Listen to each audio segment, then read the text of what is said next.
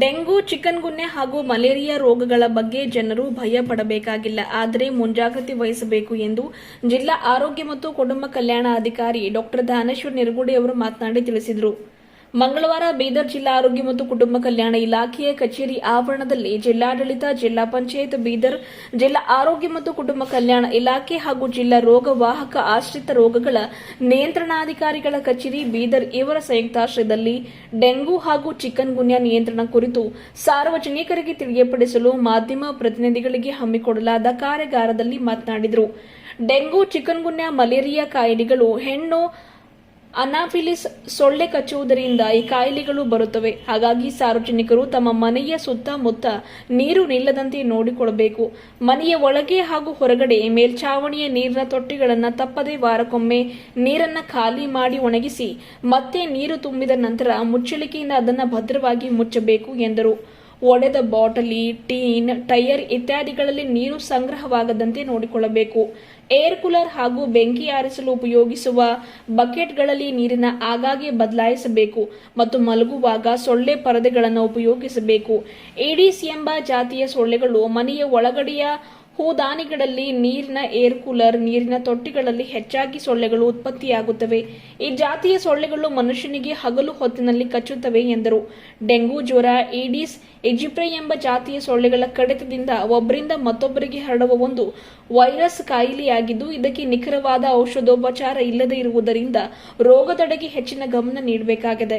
ಈ ರೋಗದ ಲಕ್ಷಣಗಳು ಇದ್ದಕ್ಕಿದ್ದಂತೆ ತೀವ್ರ ಜ್ವರ ಬರುತ್ತದೆ, ವಿಪರೀತ ತಲೆನೋವು, ಕಣ್ಣುಗಳ ಹಿಂಭಾಗದಲ್ಲಿ ನೋವು, ಮಾಂಸಖಂಡ ಮತ್ತು ಕೀಲುಗಳಲ್ಲಿ ವಿಪರೀತ ನೋವು ಕಾಣಿಸಿಕೊಳ್ಳುವುದು ಹಾಗೂ ರಕ್ತ ಮಿಶ್ರಿತ ಗಂಧಗಳು ಕಾಣಿಸಿಕೊಳ್ಳುತ್ತವೆ ಎಂದು ತಿಳಿಸಿದರು.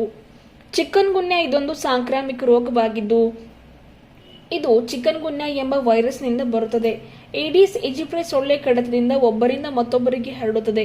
ಈ ಸೊಳ್ಳೆಗಳು ಸಾಮಾನ್ಯವಾಗಿ ಸ್ವಚ್ಛವಾದ ನೀರು ಶೇಖರಣೆ ತೊಟ್ಟಿಗಳು, ಬ್ಯಾರಲ್ಗಳು, ಹೌಸ್ಗಳಲ್ಲಿ ಉತ್ಪತ್ತಿಯಾಗುತ್ತವೆ. ಇದರ ಲಕ್ಷಣಗಳು ಜ್ವರ, ಚಳಿ, ಮೈಕೈ ನೋವು, ಕೀಲು ನೋವು, ತಲೆ ನೋವು ಮತ್ತು ಸಣ್ಣ ಮಕ್ಕಳಲ್ಲಿ ಜ್ವರದೊಂದಿಗೆ ಝಟಕಿ ಬರುವುದು ಆಗಿರುತ್ತದೆ ಎಂದರು. ಮಲೇರಿಯಾ ರೋಗಾಣು ಬರೀ ಕಣ್ಣಿಗೆ ಕಾಣದ ಒಂದು ಸಣ್ಣ ಕ್ರಿಮಿ. ಅನಾಫಿಲಿಸ್ ಜಾತಿಯ ಹೆಣ್ಣು ಸೊಳ್ಳೆಗಳು ಮಲೇರಿಯಾ ರೋಗವನ್ನ ಒಬ್ಬರಿಂದ ಮತ್ತೊಬ್ಬರಿಗೆ ಹರಡುವಂತೆ ಮಾಡುತ್ತದೆ.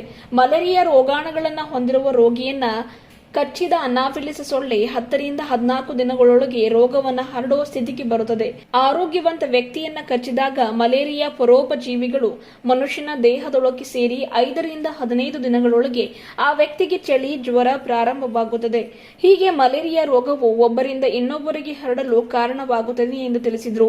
ಈ ರೋಗಗಳ ಕುರಿತು ಜನರಲ್ಲಿ ಜಾಗೃತಿ ಮೂಡಿಸುವ ಸಲುವಾಗಿಯೇ ಮಾಧ್ಯಮ ಪ್ರತಿನಿಧಿಗಳಿಗೆ ಇಂದು ಕಾರ್ಯಕ್ರಮ ಹಮ್ಮಿಕೊಳ್ಳಲಾಗಿದೆ ಎಂದರು.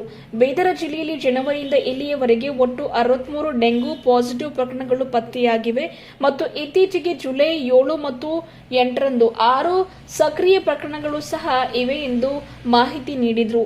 ರೋಗವಾಹಕ ಆಶ್ರಿತ ರೋಗಗಳ ನಿಯಂತ್ರಣಾಧಿಕಾರಿ ಡಾ ರಾಜಶೇಖರ್ ಪಾಟೀಲ್ ಮಾತನಾಡಿ, ಡೆಂಗು ರೋಗದ ನಿಯಂತ್ರಣಕ್ಕೆ ವಿವಿಧ ಇಲಾಖೆಗಳ ಸಹಕಾರ ಅತ್ಯಗತ್ಯವಾಗಿದೆ. ಜಿಲ್ಲೆಯ ಬೀದರ ತಾಲೂಕಿನಲ್ಲಿ 9, ಭಾಲ್ಕಿ ತಾಲೂಕಿನಲ್ಲಿ 14, ಹುಮ್ನಾಬಾದ್ ತಾಲೂಕಿನಲ್ಲಿ 8, ಬಸವಕಲ್ಯಾಣ ತಾಲೂಕಿನಲ್ಲಿ 11 ಹಾಗೂ ಔರಾದ ತಾಲೂಕಿನಲ್ಲಿ 21 ಡೆಂಗು ಪ್ರಕರಣಗಳು ಸೇರಿ ಜಿಲ್ಲೆಯಲ್ಲಿ ಜನವರಿಯಿಂದ ಇಲ್ಲಿಯವರೆಗೆ ಒಟ್ಟು 63 ಡೆಂಗು ಪ್ರಕರಣಗಳು ದಾಖಲಾಗಿವೆ.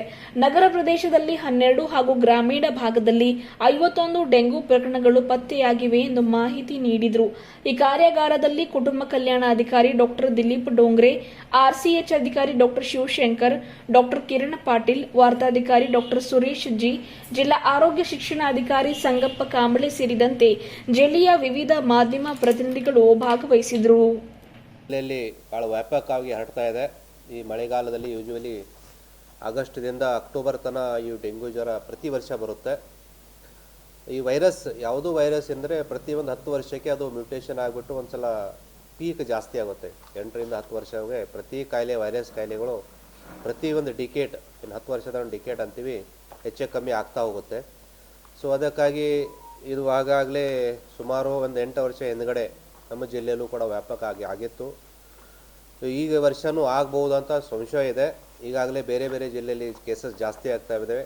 ನಮ್ಮ ಜಿಲ್ಲೆಯಲ್ಲಿ ಇನ್ನು ಸ್ಪೊರಾಡಿಕ್ ಕೇಸಸ್ ಆಗ್ತಾ ಇದೆ, ಅಲ್ಲಿ ಇಲ್ಲಿ ಕೇಸಸ್ ಆಗ್ತಾ ಇದೆ. ಒಂದೇ ಕಡೆ ಯಾವುದೋ ಕ್ಲಸ್ಟರ್ ಆಗಿ ಒಂದೇ ಗುಂಪಿನಲ್ಲಿ ಅಥವಾ ಒಂದೇ ಊರಲ್ಲಿ ಹೆಚ್ಚಾಗಿ ಕೇಸ್ ಬರ್ತಾ ಇಲ್ಲ. ಸೊ ಅದಕ್ಕಾಗಿ ಇದರದ್ದು ಏನು ಅಂದರೆ ನಾವು ಏನು ಗ್ರಾಮೀಣ ಪ್ರದೇಶದಲ್ಲಿ ಏನು ನಾವು ಲಾರ್ವಾ ಸಮೀಕ್ಷೆ ಮಾಡಿಬಿಟ್ಟು ಸೊಳ್ಳೆ ನಿಯಂತ್ರಣ, ಸೋರ್ಸ್ ರಿಡಕ್ಷನ್, ಏನು ತೆಂಗಿನ ಚಿಪ್ಪು ಅಥವಾ ಎಲ್ಲೆಲ್ಲಿ ನೀರು ಸಂಗ್ರಹಣೆ ಆಗುತ್ತೆ, ಕೃತ್ರಿಮ ಅಥವಾ ನ್ಯಾಚುರಲ್ ಆಗಿ ನೀರು ಎಲ್ಲಿಂದ ಸಂಗ್ರಹ ಆಗುತ್ತೆ ಅಂತ ನೀರು ಸಂಗ್ರಹಣ ನಾವು ನಾಶ ಮಾಡಿಸ್ಬೇಕು ಅಲ್ಲಿ. ಇಲ್ಲಾಂದರೆ ಲಾರ್ವಾ ಅಲ್ಲಿ ಸೊಳ್ಳೆ ನಿಂತು ಮೊಟ್ಟೆ ಹಾಕಿ ಆಮೇಲೆ ಅಡಲ್ಟ್ ಲಾರ್ವಾ ಆಗಿಬಿಡುತ್ತೆ. ಲಾರ್ವಾ ಆಗಿ ಸರ್ವೆ ಆಗಿಬಿಟ್ಟು ಸೊಳ್ಳೆ ಆಗಿಬಿಟ್ಟು ಅದು ಡೆಂಗ್ಯೂ ಆಗಿ ವ್ಯಾಪಕವಾಗಿ ಹರಡುತ್ತೆ. ಇದು ಇಡೀ ಜಾತಿ ಸೊಳ್ಳೆ ಅಂದ್ರಲ್ರಿ ನಾವು ಏನು ಪ್ಯೂರ್ ಒಳ್ಳೆ ನೀರೇ ನಿಂತೀವಲ್ರಿ ನಾವು ಬಳಕೆ ಮಾಡಕ್ಕೆ ಬ್ಯಾರಲ್ ಡ್ರಮ್ ಅದು ಕುಡಿಯೋ ನೀರು ಸ್ವಚ್ಛಾಗಿ ಇಟ್ಕೋತಾರೆ ಜನ. ಅದು ನಾವು ಬಳಸಕ್ಕಂತ ಹೇಳಿ ನಾವು ಬಾತ್ರೂಮ್ ಕೊಯ್ತೀವಿ ಅಂತ ಹೇಳಿ ಅದಕ್ಕೆ ಏನು ಮಾಡ್ತಾರೆ, ಕ್ಲೀನ್ ಮಾಡಂಗಿಲ್ಲ. ಹಾಗಾಗಿ ಅದು ಇನ್ಫೆಕ್ಟೆಡ್ ಸೊಳ್ಳೆ ಇತ್ತಂದ್ರೆ ಏನಾಕೈತ್ರಿ, ಅವೇನು ಎಗ್ ಇರ್ತಾವಲ್ರಿ, ಅವು ಎಗ್ನಾಗೂ ಇನ್ಫೆಕ್ಷನ್ ಇರ್ತೈತ್ರಿ. ಅದು ಒಂದು ಸೊಳ್ಳೆ 150ರಿಂದ ಚಕ್ರ ರೀ 30ರಿಂದ 40 ದಿನ ತನಕ ಬದುಕ್ತೈತ್ರಿ. ಅದ್ರದಾಗ 3 ಟೈಮ್ ಇರ್ತೈತ್ರಿ. 200 ಅಂದ್ರೆ 600ರಿಂದ 800 ಮಟ್ಟ. ನಮ್ಮ ಆಫೀಸಲ್ಲಿ ಬಿಟ್ಟರೆ ಬೇರೆ ಎಲ್ಲೂ ಆಗ್ತಾ ಇಲ್ಲ. ಯಾಕಂದರೆ ಅದು ಮಷಿನ್ ಯಾರ ಬಲ್ ಭೀ ಇಲ್ಲ. ಬರೀ ಹೊರಗಡೆ ಏನಂದ್ರೆ ಕಿಟ್ ಮೆಥಡ್ ಮಾಡ್ತಾರೆ. ಅದು ಏನು ಸ್ಯಾಂಪಲ್ ಹಾಕಿ ಕಾರ್ಡ್ ಮೆಥಡ್ ರೆಡಿಮೇಡ್ ಥರ ಇರುತ್ತೆ. ಅದು ಮಾತ್ರ ಸರ್ಕಾರ 250 ರುಪೀಸ್ ಮಾಡಿದೆ. ಹಾಂ, ಅದು 250 ಆಗುತ್ತೆ. ಎಲಿಸಾ ಟೆಸ್ಟ್ ಎಲ್ಲೂ ಆಗಲ್ಲ, ನಮ್ಮಲ್ಲೇ ಮಾತ್ರ ಆಗುತ್ತೆ. ನಾವು ಸರ್ ಅದೇ ಅದರಲ್ಲಿ NS ಅಂದರೆ ಎಲಿಸಾಗೆ ಬರುತ್ತೆ ಸರ್. ಹಾಂ, ಎಲಿಸಾ ನಮ್ಮಲ್ಲೇ. ಅದು ಹೊರಗಡೆ ಬೀದರ್ ಜಿಲ್ಲೆಯಲ್ಲೂ ಎಲ್ಲಿ ಇಲ್ಲ. IGM, NS1, IGM ಎಲ್ಲೂ ಎಲಿಸಾಲೇ ಬರುತ್ತೆ ಸರ್. ಎಲಿಸಾ ಟೆಸ್ಟ್ ಮಾಡಿದ್ರೆ ಇಲ್ಲ ಸರ್. NS1 ಅಂದರೆ ಯಾವಾಗ ಬರುತ್ತೆ, ಅದು NS1 ಅಂದರೆ ಆ ವೈರಸ್ದು ಸ್ಟ್ರಕ್ಚರಲ್ ಪ್ರೋಟೀನ್, ನಾನ್ ಸ್ಟ್ರಕ್ಚರಲ್ ಪ್ರೋಟೀನ್ ಅಂತ ಅದೊಂದು ಟೆಸ್ಟಿಗೆ ನಾವು ಗುರುತು ಮಾಡಿದ್ದೀವಿ. ಅದಕ್ಕೊಂದು ಹೆಸರು ಇಟ್ಟಿದ್ದೀವಿ NS1 ಅಂತ. ಆ NS1 ಏನು ನಾವು ಟೆಸ್ಟ್ ಮಾಡ್ತೀವಿ, ಅದು ಪಾಸಿಟಿವ್ ಬಂತಂದರೆ 7 ದಿವಸ ಒಳಗಾಗಿ ಕಾಯಿಲೆ ಇದೆ ಅಂತ. ಅದು ಸ್ವಲ್ಪ ನಿಗಾ ಮಾಡಬೇಕು. IgM ಅಂದರೆ ಆಂಟಿಬಾಡಿ ಆಲ್ರೆಡಿ ಡೆವಲಪ್ ಆಗಿದೆ, ಪ್ರತಿಕಾರ ಶಕ್ತಿ ನಮ್ಮ ಬಾಡಿಯಲ್ಲಿ ಬಂದಿದೆ. IgM ಪಾಸಿಟಿವ್ ಬರುತ್ತೆ. IgM ಪಾಸಿಟಿವ್ ಬಂದರೆ ರಿಕವರಿ ಫೇಸಲ್ಲಿ ಹೋಗ್ತಾ ಇದೆ ಅದು ಆಂಟಿಬಾಡಿ ಬಂದಾಗೆ. ಸೊ ಅದಕ್ಕಾಗಿ ಎರಡೂ ನಾವು ಸಸ್ಪೆಕ್ಟ್ ತೊಗೋತೀವಿ, ಇಲ್ಲ ಅಂತಿಲ್ಲ ಸರ್. ಎಲಿಸಲ್ಲಿ ಒಂದೇ ಕಡೆ ಬರುತ್ತೆ ಸರ್. ಅದರಲ್ಲಿ 3 ಕಾಲಮ್ ಇರ್ತವೆ. NS1, IgM, IgG ಅಂತ ಬರುತ್ತೆ. ಹಾಂ ಸರ್, ಅದು NS1 ಅಂದರೆ ಒಂದರಾಗೆ ಬರುತ್ತೆ ಸರ್. ಅದು ಒಂದರಾಗೆ ಎಲಿಸಾದಾಗ ಹಾಕಿದ್ದೀವಿ ಅಂದರೆ ಆ ಟೆಸ್ಟಲ್ಲಿ 3 ರೀಡಿಂಗ್ ಆಗುತ್ತೆ. ಹಾಂ, ಒಂದೇ ವೈರಸ್ದು ಏನು ತೋರಿಸುತ್ತೆ ಅಂದರೆ 7 ದಿನ ಒಳಗಾಗಿ ಜ್ವರ ಇದೆ, ಅದು NS1 ತೋರಿಸುತ್ತೆ. ಡ್ರಾ ಮಾಡ್ಕೋತೀವಿ ಸರ್. ಹಾಂ, 5 ml ಸಿರಿನ್ ತೊಗೋತೀವಿ. ಅದು ಏನು ಮೇಲಿಂದ ನೀರಿನ ಅಂಶ ಸ್ವಲ್ಪ ಒಂದು 5 ನಿಮಿಷ ಆದಮೇಲೆ ಏನು ಸೀರಮ್ ಬರುತ್ತೆ, RBC WBC ಏನು ಪೇಶಿಗಳು ಇರ್ತಾವೆ ಕಮ್ಮಿ ಕೆಳಗಡೆ ಇರ್ತಾವೆ, ಆ ಸೀರಮ್ ಅಷ್ಟೇ ತೊಗೋತೀವಿ. ಆ ಸೀರಮಲ್ಲಿ ಏನಂದರೆ NS1 ಪಾಸಿಟಿವ್ ಅಂತಂದರೆ 7 ದಿವಸ ಒಳಗಾಗಿ ಜ್ವರ ಇದೆ ಅಂತ ಗೊತ್ತಾಗುತ್ತೆ. IgM ಅಂದರೆ ಆಲ್ರೆಡಿ ಆಂಟಿಬಾಡಿ ಡೆವಲಪ್ ಆಗ್ತಾ ಇದೆ ಅಂತ. ಆದರೆ IgM, IgG ಹಾಂ 100% ಕ್ಯೂರಬಲ್. ಯಾರಿಗೆ ತೀವ್ರತೆ ಆಗುತ್ತೆ ಅಂದರೆ ಅದರಲ್ಲಿ 2 ವಿಧಾನ ಇದ್ದಾವೆ. ಡೆಂಗ್ಯೂಲಿ NS1 1, 2, 3 ಅಂತಿದೆ ವೈರಸ್ಸಲ್ಲಿ. ಅದರಲ್ಲಿ ಸಬ್ ಕ್ಲಾಸ್ ಇದೆ 1, 2, 3 ಅಂತ. ಆ 1 ಮತ್ತು 3ನೇದು ಜಾಸ್ತಿ ತೀವ್ರತೆ ಇರೋದಿಲ್ಲ, ಜ್ವರ ಬರ್ತಾ 1, 2 ಡೇದಲ್ಲಿ ಕಮ್ಮಿ ಆಯ್ತು. 2ನೇದೇನಿದೆ ಸ್ಟ್ರಕ್ಚರಲ್ ಪ್ರೋಟೀನ್ ಡೆಂಗ್ಯೂ 2 ಅಂತಿದೆ, ಅದು ಸ್ವಲ್ಪ ಮಾರಕ್ಕಾಗಿ, ಅದು ಇನ್ಫೆಕ್ಷನ್ ಏನಾರು ಆಯ್ತು ಅಂದರೆ ಸ್ವಲ್ಪ ಜಾಸ್ತಿ ಜ್ವರ ಬರುತ್ತೆ, 3-4 ದಿವಸದಲ್ಲಿ ಕಮ್ಮಿ ಆಗುತ್ತೆ. ಅದೇ ವೈರಸ್ಸನ್ನು ಡೆಂಗ್ಯೂ 2 ಟೈಪನ್ನು ಇನ್ನೊಂದು ಸಲ ಆಯಿತು ಅದೇ ವ್ಯಕ್ತಿಗೆ ಅಂದರೆ ಸ್ವಲ್ಪ ತೀವ್ರ ರೂಪದಲ್ಲಿ ಆಗುತ್ತೆ. ವ್ಯಾಕ್ಸಿನ್ ಇನ್ನೂ ಅದಕ್ಕೆ ಡೆಂಗ್ಯೂಗೆ ವ್ಯಾಕ್ಸಿನ್ ಇನ್ನೂ ಬಂದಿಲ್ಲ, ಅಂಡರ್ ಟ್ರಯಲ್ ಇದೆ.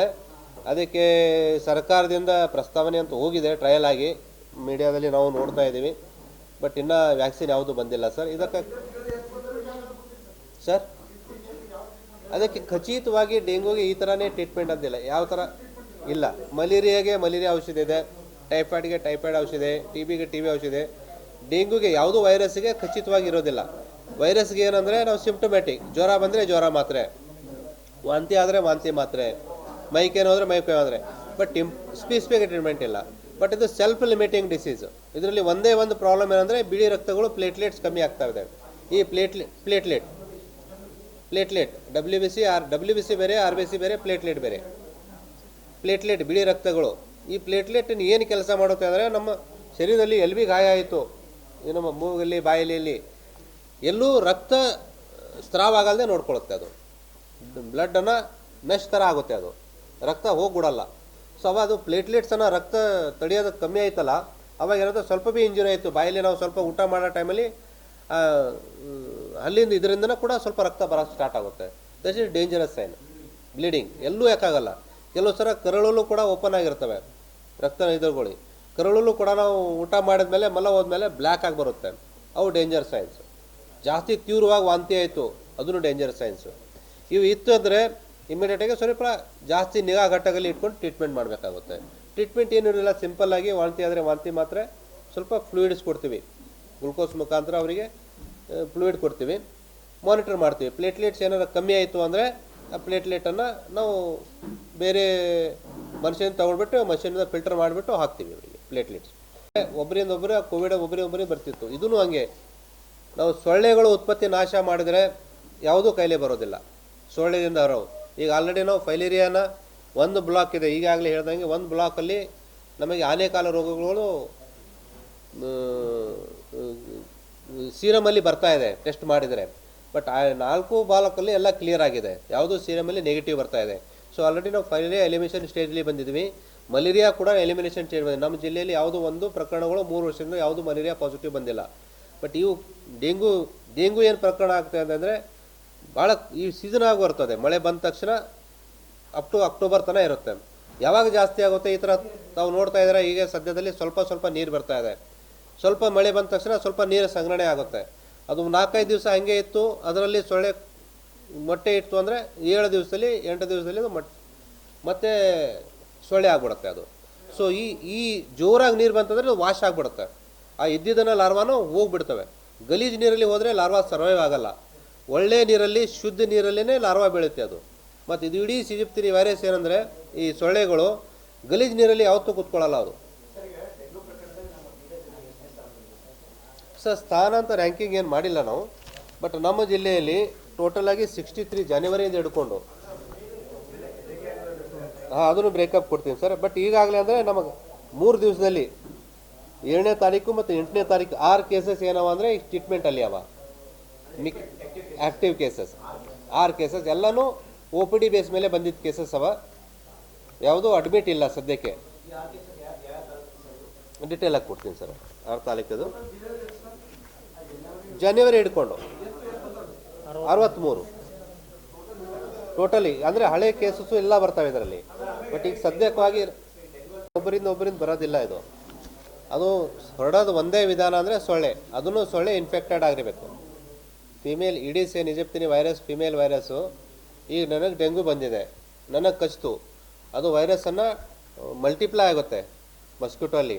ಮಲ್ಟಿಪ್ಲೈ ಆಗಿಬಿಟ್ಟು ಏನೋ ಶ್ವಾಸಕೋಶ ಗ್ಲೇಸ್ ಇರ್ತಾವಲ್ಲ ಅದರಲ್ಲಿ ಹೋಗ್ಬಿಟ್ಟು ಕೂತ್ಕೊಳ್ತಾವೆ ಅವು.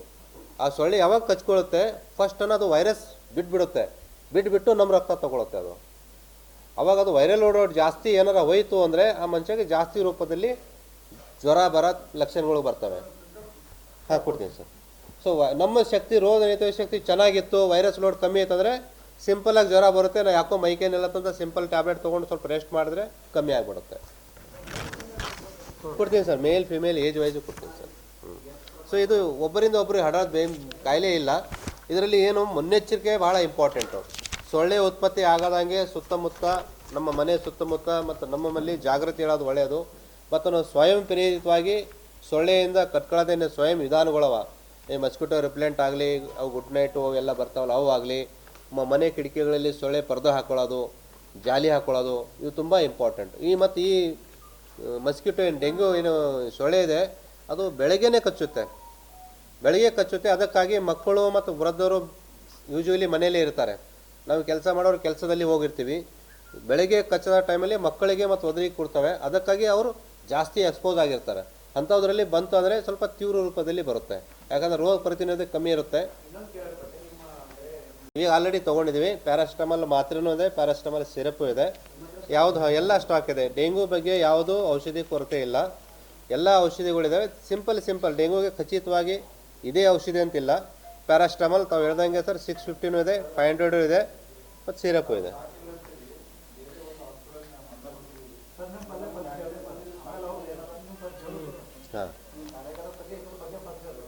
ಹಾಂ, ಇದು ಇದ್ದಂಗೆ ಇರ್ತದೆ.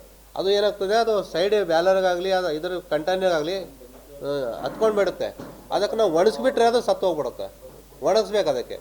ಒಣಗಿದ್ರೆ ಸತ್ತು ಹೋಗ್ಬಿಡುತ್ತೆ. ನಾವು ಹಾಗೆ ಮತ್ತೆ ಒದ್ದೆ ಇದ್ಬಿಟ್ಟು ನೀರು ಚೆಲ್ಬಿಟ್ಟು ತುಂಬಿದ್ರೆ ಆ ಸ್ಟಿಕ್ಕಿ ವೈರಸ್ 1-2 ಲಾರ್ವಾ ಇತ್ತಂದರೆ ಅಗೇನ್ ಇಟ್ ವಿಲ್ ಬಿಕಮ್ ಮತ್ತೆ ಲಾರ್ವಾಯಿಂದ ಪೀಪ ಆಗಿಬಿಟ್ಟು ಅದು ಆಲ್ಟ್ ಆಗಿಬಿಡ್ತವೆ. ಸೊ ಅದಕ್ಕೆ ವಾರಕ್ಕೆ 1 ದಿವಸ ಅದು ಡ್ರೈ ಮಾಡಿಬಿಟ್ಟು ಮತ್ತೆ ತುಂಬಬೇಕು. ತುಂಬಿದ ಮೇಲೆ ಮುಚ್ಚಿಡಬೇಕು. ಯಾವ್ದಾರ ಬಟ್ಟೆ ಗಿಟ್ಟೆ ಇತ್ತಂದರೆ ಮುಚ್ಚಿಟ್ಟರೆ ಅದ್ರ ಮೇಲೆ ಸೊಳ್ಳೆ ಕೂತ್ಕೊಳ್ಳಲ್ಲ. ಸೊಳ್ಳೆ ಕೂತ್ಕೊಳ್ಳೋದ್ರೆ ಅವ್ರಿಗೆ ಎಗ್ ಹಾಕ್ಲಿಕ್ಕೆ ಎಲ್ಲೂ ಚಾನ್ಸ್ ಸಿಗಲ್ಲ. ಸೊ ಅದಕ್ಕಾಗಿ ನಾವು ಮನೆಯಲ್ಲಿ ಎಲ್ಲ ಇದಾಗ ಮಿಡ್ತೀವಿ. ಬಟ್ ಈ ಥರ ಸಣ್ಣ ಸಣ್ಣ ನೀರು ಬಿದ್ದಾಗ RCC ಮೇಲೆ ಅಥವಾ ಮನೆ ಇದರಲ್ಲಿ ಸ್ವಲ್ಪ ಒಂದು 2 ml ನೀರಿದ್ರೂ ಕೂಡ ಸಾಕು, ಸೊಳ್ಳೆ ಕೂತ್ಕೊಂಡ್ಬಿಡುತ್ತೆ. ಅದೇ ನೀರನ್ನು 8 ದಿವಸ ತನಕ ಹಂಗೆ ಇತ್ತು ಅಂದರೆ ಅದರಿಂದ ಮತ್ತೆ ಸೊಳ್ಳೆಗಾಗ್ತವೆ. ಸೊ ಇವು ಏನು ಆಗ್ತವೆ ಕೃತ್ರಿಮ ರೂಪದಲ್ಲಿ ಏನು ಕಂಟೈನರ್ ಆಯ್ತವ ಅದು ನಾಶ ಪಡೋದು ಭಾಳ ಇಂಪಾರ್ಟೆಂಟ್. ಈಗ ನಾವು ಅಲ್ಲಿ ಕಾಫಿ ಕೊಡ್ತಾ ಇದ್ವಿ, ಪೇಪರ್ ಕಪ್ಗಳು ಬರ್ತಾ ಇದ್ದಾವೆ, ನಾವು ಬಿಸಾಕ್ತೀವಿ. ಪೇಪರ್ ಕಪ್ಪಲ್ಲಿ 2 ml ನೀರು ಸಿಕ್ಕೇ ಸಿಗುತ್ತೆ. ನಾವು ಎಷ್ಟು ಫೋಲ್ಡ್ ಮಾಡಿದ್ರು ಹಾಕಿದ್ರು ಆ ಸೊಳ್ಳೆಗಳು ಎಲ್ಲರ ಒಂದು ಸಂಧಿಗಳಿಂದ ಹೋಗ್ಬಿಟ್ಟು ಅಲ್ಲಿ ಮೊಟ್ಟೆ ಇಡುತ್ತೆ. ಸೊ ಅವಾಗ ಅಲ್ಲಿಂದ ಸೊಳ್ಳೆ ಉತ್ಪತ್ತಿ ಸ್ಟಾರ್ಟ್ ಆಗ್ತವೆ. ಸೊ ಇವು ಇದರಲ್ಲಿ ಸ್ವಲ್ಪ ನಾವು ಮನೆ ಸುತ್ತಮುತ್ತ ಆಗಲಿ ನಾವು ಕ್ಲೀನ್ನೆಸ್ಸು ಇದು ಒಂದು ಜಾಗೃತಿ ಮಾಡಿದೆ ಅಂದರೆ ನಾವು ಡೆಂಗು ನಿಯಂತ್ರಣೆ ಭಾಳಷ್ಟು ಹತೋಟಿಯಲ್ಲಿ ತರ್ಬೋದು ಸರ್. ನೀರು ಸಂಗ್ರಹಣೆ ಆಯ್ತಾವೆ ದೊಡ್ಡ ಇದರಲ್ಲಿ, ಅದರಲ್ಲಿ ನಾವು ನಮಗೆ ತೋರಿಸ್ತೀವಿ. ಗೆಂಬೂಸಿಯ ಫಿಶ್ ಇದ್ದಾವೆ ನಮ್ಮ ಹತ್ರ. ಆ ಫಿಶನ್ನು ಬಿಡ್ತೀವಿ. ಆ ಫಿಶ್ ಬಿಂದಿದ್ರೆ ಅದು ಲಾರ್ವಾ ತಿಂದುಬಿಡುತ್ತೆ. ಅದು ಲಾರ್ವಾ ತಿಂದುಬಿಟ್ಟು ಕ್ಲೀನ್ ಮಾಡ್ಕೊಳುತ್ತೆ. ಅದು ಪ್ಯೂಪಾ ಸ್ಟೇಜಲ್ಲಿ ಏನು ನಾವು ತೋರಿಸ್ತೀವಿ. ಪ್ಯೂಪಾ ಸ್ಟೇಜಲ್ಲಿ ಹೆಂಗಿರುತ್ತೆ ಅಂದರೆ ಅದ್ರ ಸುತ್ತಮುತ್ತ ಒಂದು ಜಾಲಿ ಮಾಡ್ಕೊಳುತ್ತೆ ಅದು ತಂತಾನೆ. ಅಂದರೆ ಅದಕ್ಕೆ ಏನೂ ಎಫೆಕ್ಟ್ ಆಗಲ್ದು. ಕೆಮಿಕಲ್ ಹಾಕಿದ್ರೂ ಕೂಡ ಅದು ಸಾಯ್ಬಾರ್ದು ನಂತರ ಪ್ರೊಟೆಕ್ಷನ್ ಮಾಡ್ಕೊಳುತ್ತೆ. ಸೊ ಅದು ಪ್ಯೂಪಾ ಸ್ಟೇಜ್ ಬರೋಕ್ಕಿಂತ ಮುಂಚೆನೇ ನಾವು ಕೆಮಿಕಲ್ ಹಾಕಬೇಕು ಅದರಲ್ಲಿ. ಸೊ ಅದಕ್ಕಾಗಿ ಭಾಳ ಇಂಪಾರ್ಟೆಂಟು 7 ದಿವಸ ಒಳಗಾಗಿ ಇದ್ದಿದ್ದ ನೀರನ್ನು ನಾವು ಖಾಲಿ ಮಾಡಿಬಿಟ್ಟು ಒಣಗಿಸಿ ಮತ್ತು ನೀರು ತುಂಬಿಟ್ಟು ಸ್ವಚ್ಛವಾಗಿ ಬಟ್ಟೆಯಿಂದ ಅಥವಾ ಯಾವುದರಿಂದ ನಾವು ಮುಚ್ಚಿಟ್ಟಿದ್ದೀವಿ ಅಂದರೆ ಭಾಳಷ್ಟು ನಾವು 80 to 90% ನಾವು ಇದು ಅಲ್ಲೇ ತಡೆ ಹಿಡ್ಬೋದು. ಕೇಸಸ್ 9, ಬಾಲ್ಕಿರಾಲ್ 14,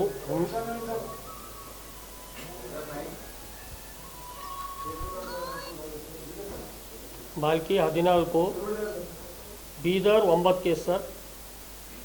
ಬಾಲ್ಕಿ 10. ಹಲೋ, ಇದು ಜನವರಿಯಿಂದ ಇಲ್ಲಿವರೆಗೆ. ಹಾಂ ಸರ್ ನಮಸ್ತೆ. ಬಾಲ್ಕಿ 14, ಹುಮ್ನಾಬಾದ್ 8, ಎಲ್ಲಿ ಕಳಿಸ್ಲಿ ಸರ್? ಬಸವ ಕಲ್ಯಾಣ 11, ಔರಾದ್ 21. ಮೇಲ್ ಸ್ಟಾಫಾ ಫಿಮೇಲ್ ಸ್ಟಾಫ್? ಇಲ್ಲ ಮೇಲ್ ಸ್ಟಾಫಾ female staff? Okay sir, okay okay sir. Information ಜನವರಿಲಿಂದ ಇದೆ ನೋಡಿ ಸರ್. ಹಾಂ, ಅದು ಔರಾದ್ 2, ಬಾಲ್ಕಿ 2, ಬಸವ ಕಲ್ಯಾಣ 2. ಎತ್ತಿ ಕೇಸಸ್.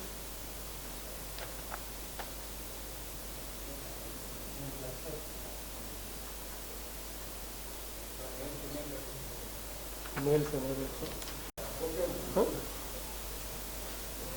ಅರ್ಬನ್ನಲ್ಲಿ 12 ಕೇಸು, ರೂರಲಲ್ಲಿ 51 ಕೇಸ್. 12, 12, 51.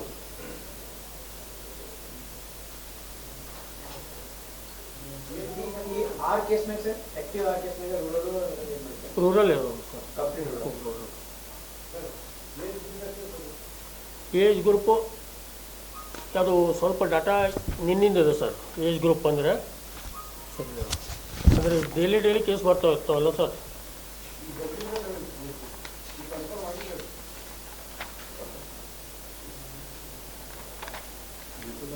ಅದೊಂದು ಜಿತ್ತುಲ ಬ್ರೇಕರ್ ಕೊಟ್ರಿ. ಅಡಲ್ಟು 32.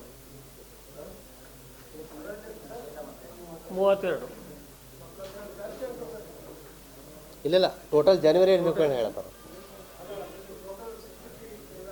ಇಲ್ಲ ಇದು ಅದೇ ನಿನ್ನಿಂದ ಅಂತ ಹೇಳಿದಲ್ಲ ಸರ್. ಇದು 27 ಪೀಡಿಯಾಟ್ರಿಕ್. ಇವತ್ತಿನ ಅಪ್ಡೇಟ್ ಡಾಟಾ ಅಂದರೆ 27 ಪೀಡಿಯಾಟ್ರಿಕ್ಕು, ಅಡಲ್ಟು 36.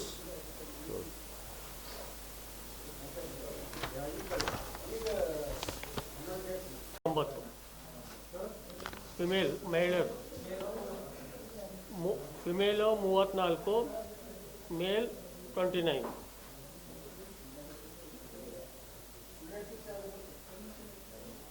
ಸರ್